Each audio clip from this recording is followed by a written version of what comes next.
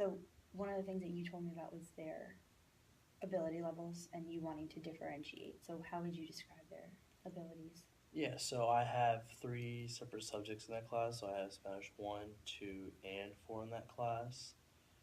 Is that how you're scheduled? Like, what do you mean? Like on your schedule, does it say you're teaching Spanish 1, 3, and 4? In that one class, yeah. So when I Wow. put in assignments, I put in assignments three times. Okay.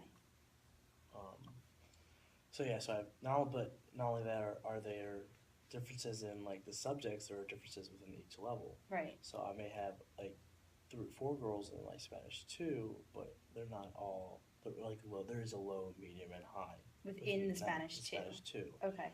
Um, so I also have to differentiate within that specific level as Gotcha. well.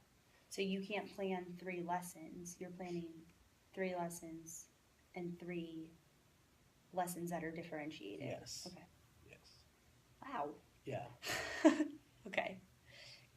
Um, and so I think that's getting at what you want for your students most is the differentiation, right? Yeah.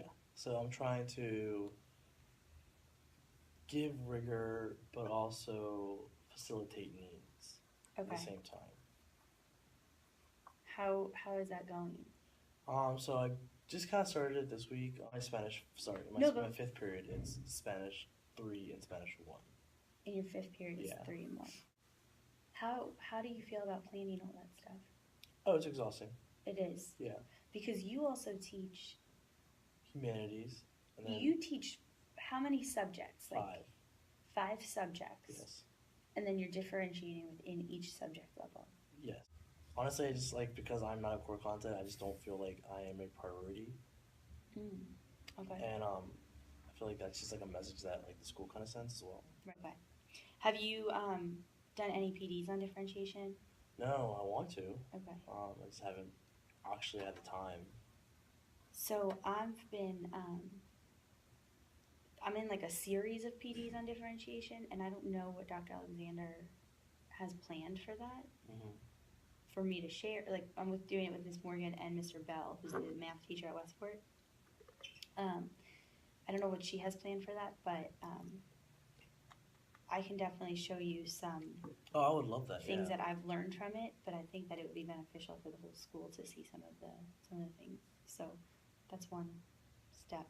So I think then that your major concerns is the differentiation, but besides that, for your 5th and 6th period, are there any other concerns you have with those classes?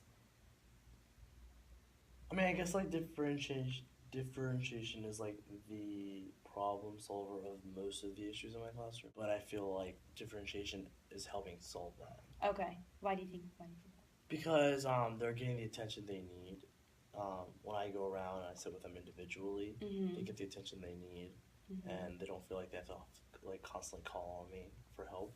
Okay. Whereas before, I was like giving independent work, and then I was teaching one class, I was switching it, and I was getting all these questions everywhere. It was hard for me to maintain like the hey, and like I felt like I was being pulled from like one side to the other. Maybe moving forward with us and for you, we can work on differentiating, but still coming back together as whole groups. Yeah, I would really sometimes. like that. Yeah, that I would love that. Okay. One of the things that at the PD that I've been attending is that differentiation doesn't mean necessarily 5 different lesson plans every day for every student. And so there's ways to modify the same thing to make it, to the point where you're still a functioning human. And I said I do have some of those materials because that could burn you out very quickly, and there are still ways to differentiate and make it valuable for your students. So. Yeah, I would love that.